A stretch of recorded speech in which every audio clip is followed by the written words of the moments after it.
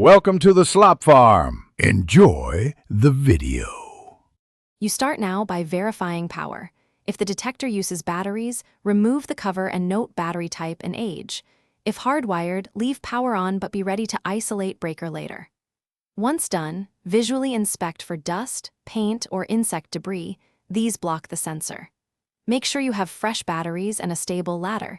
Keep a cloth to clean vents. You're acting quickly because immediate checks prevent false negatives. So move efficiently while keeping safety as the priority.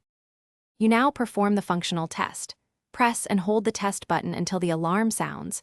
This checks the siren and electronics.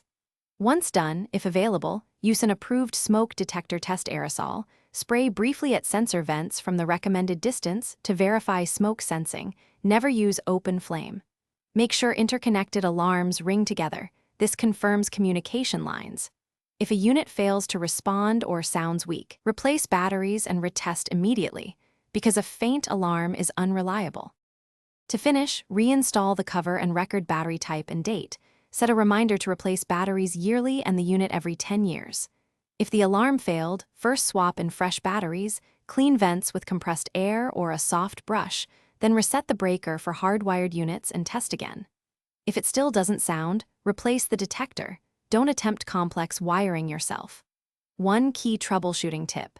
If units are interconnected but one won't trigger, isolate and test each unit individually to find the faulty device. Thanks for watching. Consider subscribing if we helped you today.